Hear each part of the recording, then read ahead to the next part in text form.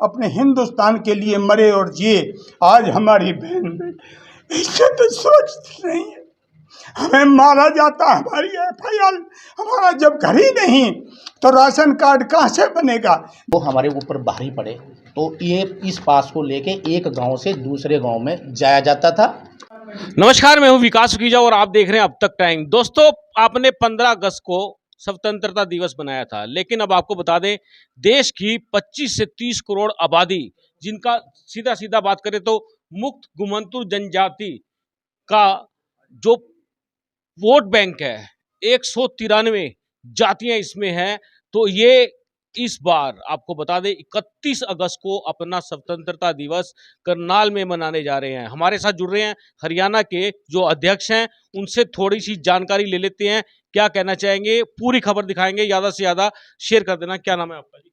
मेरा नाम रोशनलाल माला है, एडवोकेट रोशनलाल माला। हरियाणा प्रदेश का अध्यक्ष हूँ मैं, DNT समाज का। और 31 अगस्त जैसे पहले की भांति इस बार भी हम अपना मुक्ति दिवस मनाने जा रहे हैं, क्योंकि देश 15 अगस्त 1947 को आज़ाद हुआ था। हमें आज़ादी 31 अगस्त 1952 में मिली थी। 5 साल और 16 दिन के बाद उसी के उपलक्ष्य में हम मनाते हैं। हर साल अलग अलग जगह हम सिलेक्ट करते हैं, तब हम इसको मनाते हैं। पिछले साल भी हमने करनाल में मनाया था, अब की बार भी करनाल में मना रहे हैं। पूरे प्रदेश के लोग आएंगे, दूसरे स्टेट्स के भी लोग यहाँ पे आ रहे हैं, जैसे राजस्थान के हैं, उत्तर प्रदेश के हैं और महाराष्ट्र के हैं, पंजाब के हैं, वो लोग भी इसमें शामिल होंगे।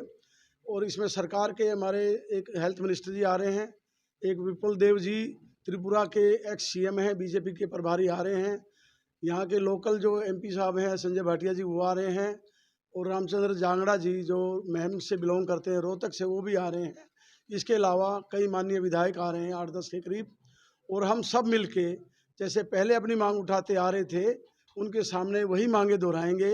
उम्मीद है सरकार हमारी बातें सुनेंगी। कुछ उम्मीद हमें ये है कि कुछ हो सकता है हमारी डिमांड पूरी भी हो। आप सब लोगों से, मीडिया वालों से भी ये रिक्वेस्ट है कि आप लोग भी ज़्यादा से ज़्यादा संख्या में पहुँचे और हमारी मांगों को टॉप पे, किसी फ्रंट पेज पे उठाने की कोशिश करें, ताकि सरकार तक हमारी आवाज़ जा सके। और जो हमारे लोग इतनी पीड़ाएं अभी भी महसूस कर रहे हैं, कहीं रहने की जगह नहीं है उनके पास, झुग्गियों में पड़े हैं या खुले आसमान में पड़े हैं, या सीवरेज की बड़ी बड़ी पाइपें जो होती हैं उनके अंदर पड़े हैं, पुलों के नीचे पड़े हैं। और सरकार जो सुविधाएं दे रही हैं अपनी फैमिली ID के बना के, उनके थ्रू, BPL के थ्रू, जब लोगों के पास फैमिली ID नहीं होगा, BPL कार्ड नहीं बनेंगे, तो जो सुविधाएं स्पेसिफिकली इन लोगों के लिए, गरीब आदमियों के लिए बनाई गई हैं, वो सुविधाएं उन तक नहीं पहुंचेंगी। हम सरकार से अनुरोध करते हैं।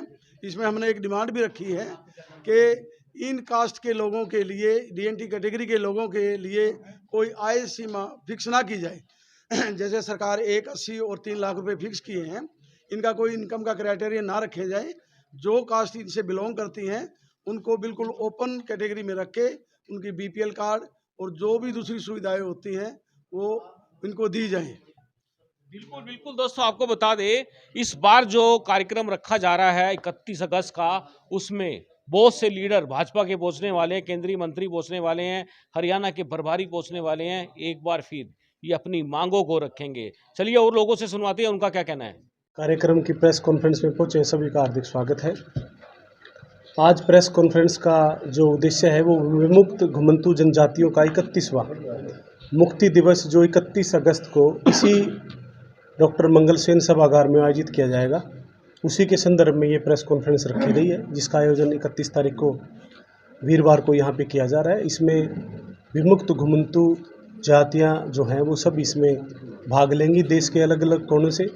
और उनको आज भी उनकी बहुत सारी समस्याएं हैं कि किस प्रकार से आज भी वो स्वयं को समाज की मुख्यधारा में नहीं।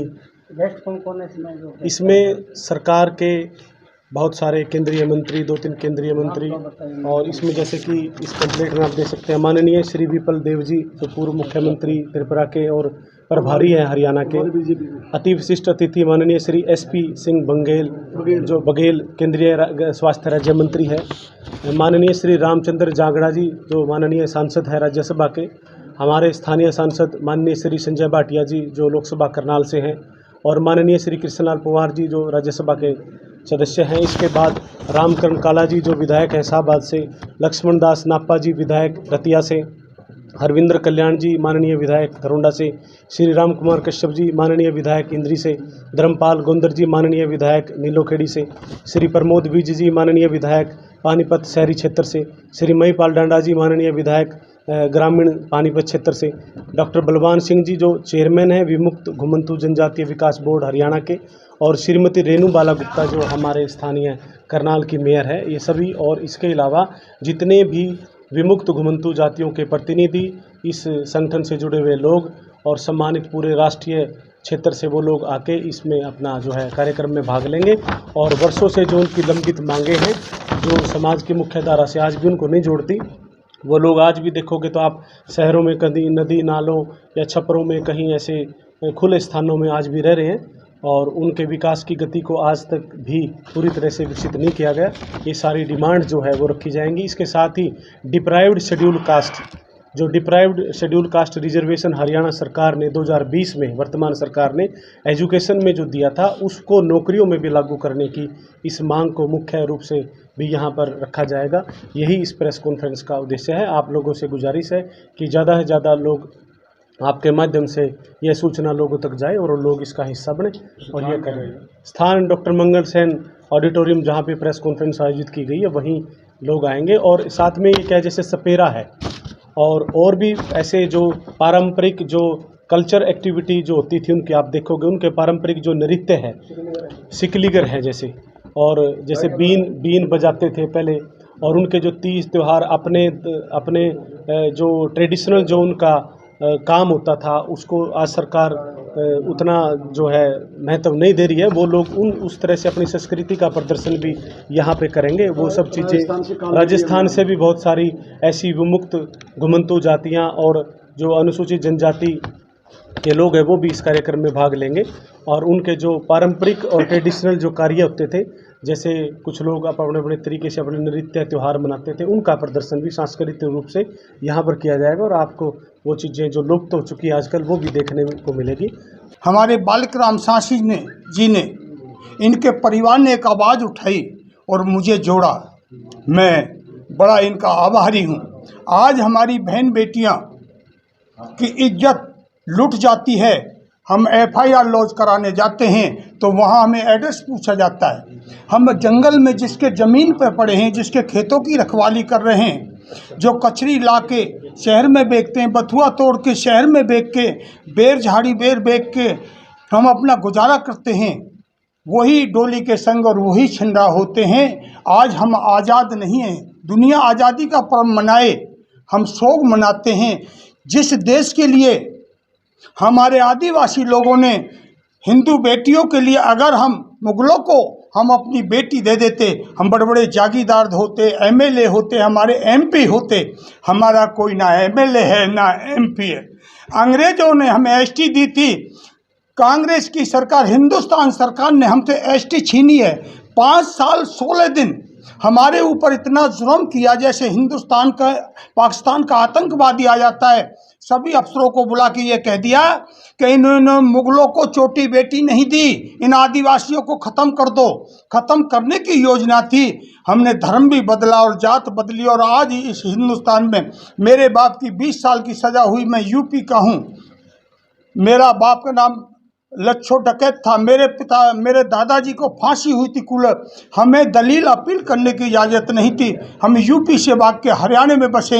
मेरे हरियाणा में भी मेरे ऊपर 2 दफ़े गुंडा एक्ट 10 नंबरी बनाया गया। मैं सरकार से मांग करता हूँ, हम लुटेरे थे, अंग्रेज़ों के थे, अंग्रेज़ों की बैंक लूटा करते थे, उसे हम खाए नहीं करते। अंग्रेज़ों के कैंपों को तबाह करते थे, उससे हम धन को खाए नहीं। हम हथगोले बना के अपने हिंदुस्तान के लिए मरे और जिए। आज हमारी बहन बेटी इससे तो सोचती नहीं है। हमें मारा जाता, हमारी FIR, हमारा जब घर ही नहीं तो राशन कार्ड कहाँ से बनेगा? जब घर ही नहीं तो हमारा BPL कार्ड या हमारा आधार कार्ड नहीं होगा तो हमें डॉक्टर में इलाज कहाँ करेगा? हमारा डॉक्टर के लिए आधार कार्ड चाहिए। हमारे पास जब बसा ही नहीं, सरदार पटेल ने एक अय्यर कमेटी बनाई थी और ये कहा कि इन आदिवासियों को एसटी का कोटा दिया जाए। ये आदि उस अय्यर कमेटी में साफ लिखा हुआ है सरदार पटेल ने। हम कहते हैं सरकार से कि सरकार के पास वो अय्यर कमेटी है, जैसे ये बदमाशों की जांच कर रहे हैं उस जांच हमारे आदिवासियों को करी जाए। लूटा हुआ धन है तो है कहाँ। नंबर 2, अय्यर कमेटी में क्या लिखा हुआ है उसकी जांच की जाए। काका कालेकर बनाया मुझे पूना में, मैं गया था बालकृष्ण रेणके के साथ। हम तो जांच की बात कर रहे हैं, कोटा। हम भिखारी नहीं हैं, हम डकैत थे और हम देश के लिए काम करते थे। लूटा हुआ धन देश को बचाने में, हिंदुओं को बचाने में, हिंदुस्तान को बचाने में और हिंदुस्तान की बेटियों को बचाने में लगाते थे। आज हमारी आदिवासी बेटियों की इज्जत सुरक्षित। सरकार कहती है, हमारे मोदी जी आदिवासियों की आवाज़ उठाते हैं, आवाज़ से काम नहीं चलेगा, बीमार को तो दवाई की ज़रूरत है। आज अगर सरदार पटेल ने अय्यर कमेटी बनाई थी, उनके सपने थे आदिवासियों को एसटी में छीनो, आदिवासियों को बसाओ और पढ़ाओ। ये कोई भी काम हमारे साथ सरकार ना, हमारा बच्चा पढ़ रहा है।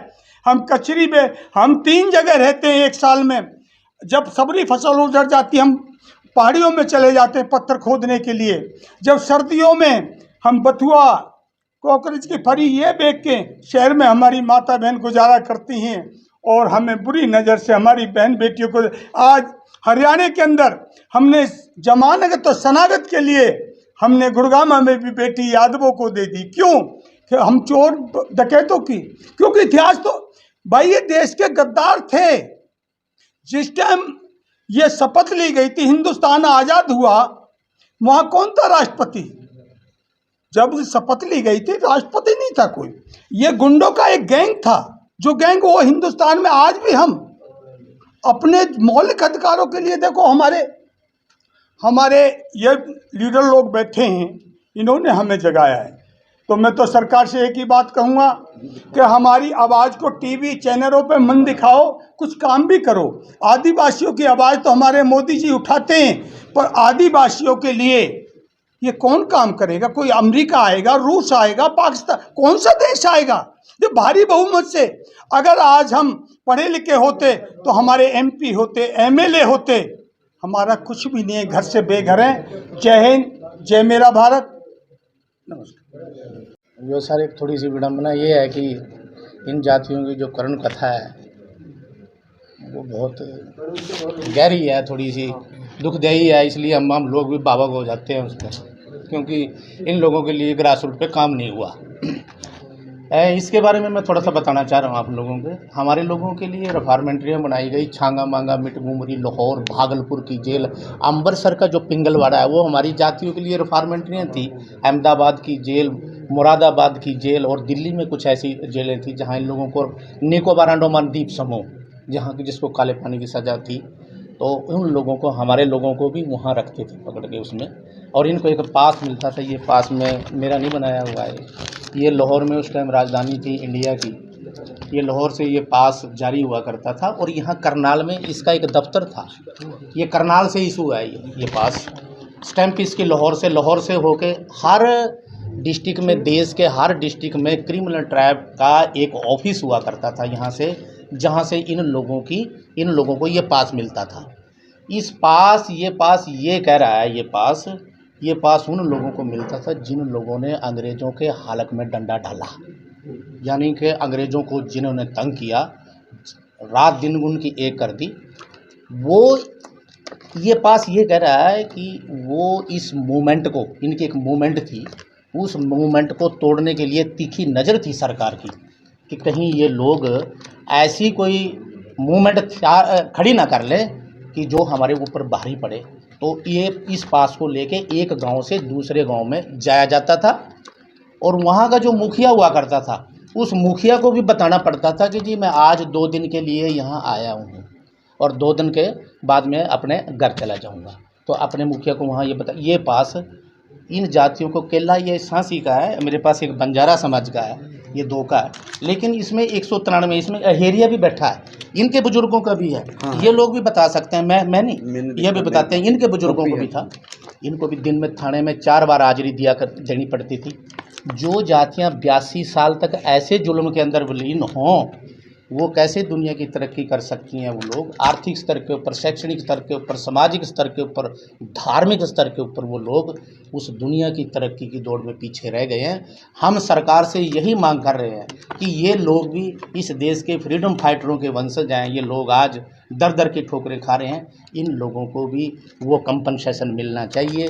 वो आज़ादी का जो जश्न है वो इन लोगों को तक भी आना चाहिए। आज भी लोग खुले आसमान, सीवरेज की पाइपों, पुलों के नीचे, तरपालों के नीचे अपना जीवन बसर करते हैं। और आज भी लोगों के पास, जिसके पास घर नहीं है उसका राशन कार्ड नहीं है, और जिसके पास राशन कार्ड नहीं है, सरकार की जितनी मर्जी कोई भी सुविधा हो उस सुविधा से वो वंचित है। और वो सुविधा उन्हीं लोगों के लिए है, ना कि दूसरे लोगों के लिए, जिन लोगों के पास कुछ नहीं है। आप ये मानते हैं ये मानव प्रताप का असली वंशज आपके लोग हैं? बिल्कुल, क्यों नहीं। उन लोगों ने, हमारे लोगों ने तो अपनी बेटी और चोटी नहीं दी। अगर बेटी चोटी अगर दे देते तो आज बड़ी बड़ी जगीरों के मालिक होते। ये मैं अब एक कम शब्दों में ये बात कहना चाह रहा हूँ, बड़ी बड़ी जगीरों के मालिक होते।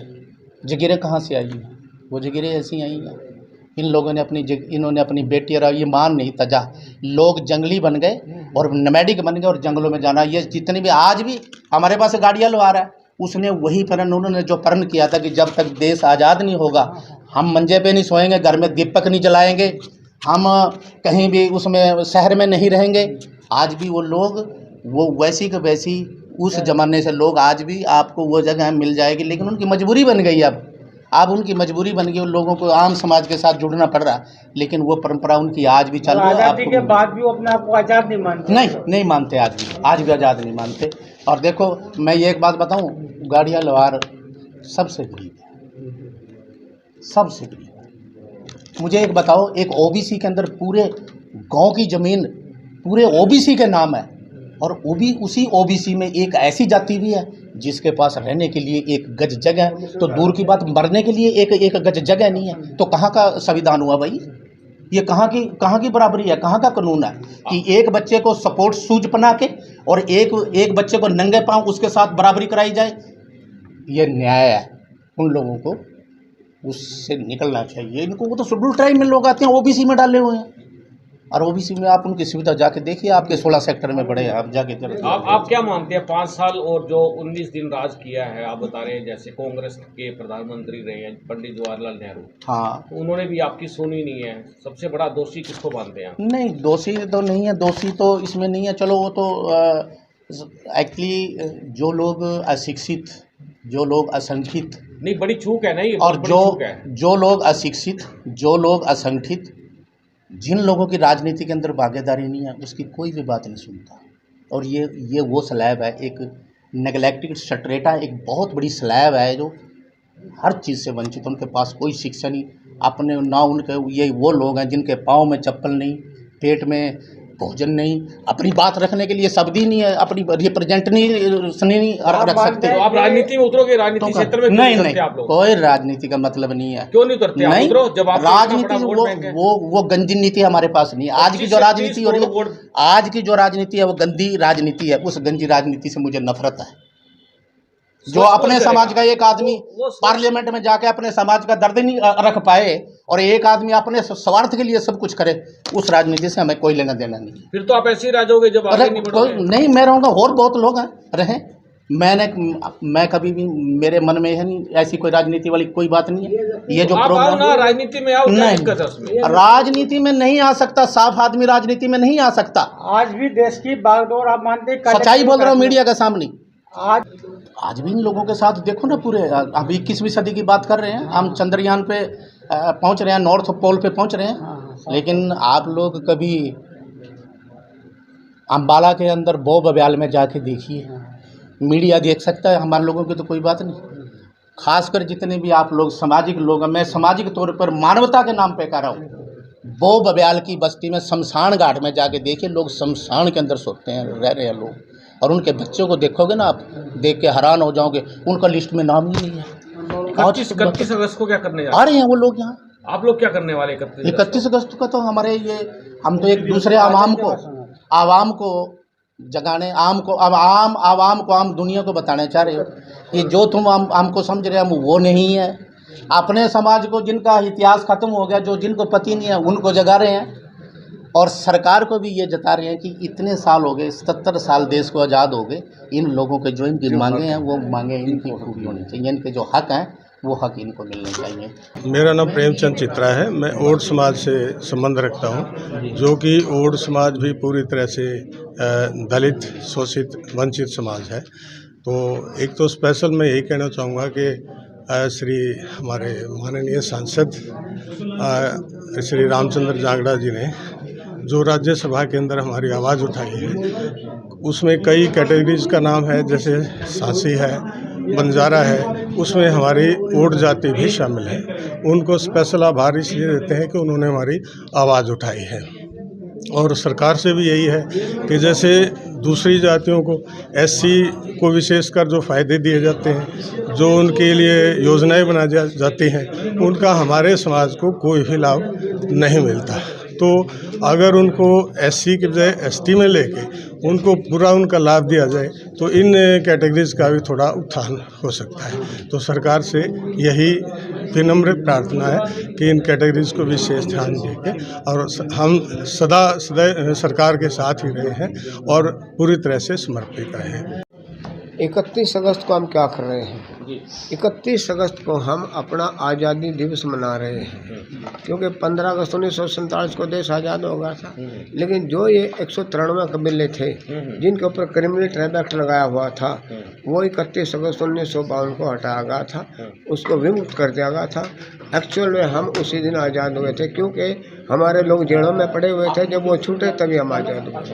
31 अगस्त को हम क्या कर रहे हैं? सरकार के से क्या लेंगे? सरकार से हम अपनी मांगों को रखेंगे। 1982 में पंजाब हरियाणा हाई कोर्ट ने ये फैसला किया था कि ये लोग शेड्यूल्ड ट्राइब की क्राइटेरिया में आते हैं, इनको लेजर शेड्यूल्ड कास्ट में, शेड्यूल्ड ट्राइब में डाला जाना चाहिए। सरकार ने वो बात नहीं मानी। ये बात।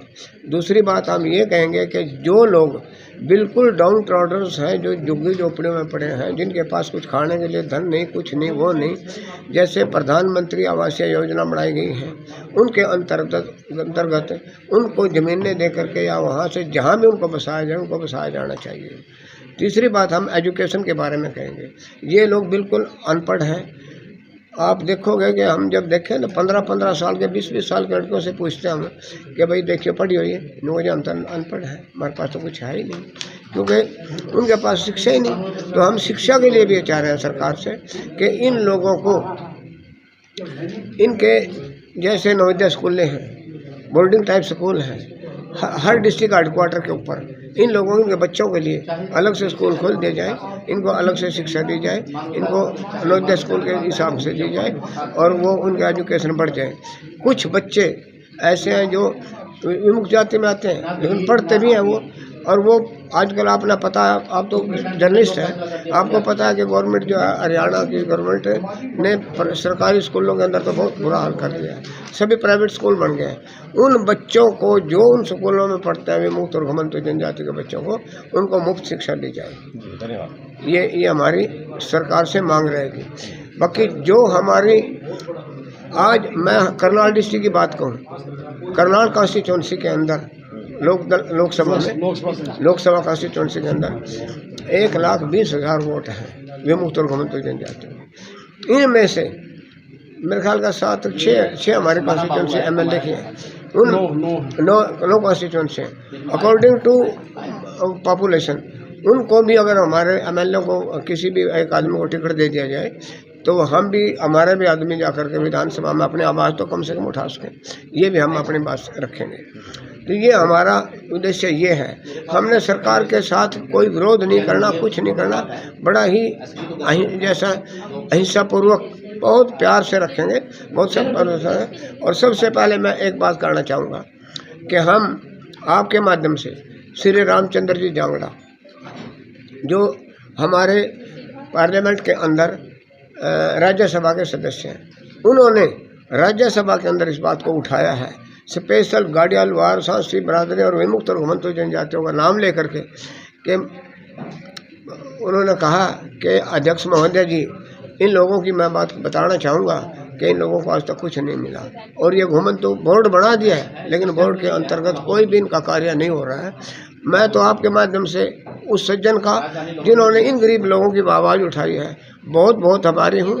और वो भी हमारे इस प्रोग्राम में आ रहे हैं, सेंटर से 2 मंत्री भी आ रहे हैं, हमारे हरियाणा के MLA वगैरह भी आ रहे हैं। हम उन सब के सामने ये बात कहेंगे कि भाई जब आप लोग हमारे से प्यार करते हैं, हम आपको वोट देते हैं, तो उस वोट का जो हमारा प्यार है आप लोगों का बना रहे, हमें भी कुछ दो। ये हमारा सबसे बड़ा उद्देश्य है 31 अगस्त हमारा। सर, इनको जब नीतियाँ बनती है वहाँ तक इन जातियों को, इन गंदे कुचैले लोगों को वहाँ तक जाने ही नहीं दिया जाता। इनके बारे में नीतियाँ कैसे बनेगी? ये तो आज का आपका चौथा स्तंभ है जो हमारे इन विमुक्त जातियों के बारे में आपने ये इतना बड़ा हमारा प्रचार किया। रिप्रेजेंटेटिव नहीं होता। बहुत बहुत धन्यवाद।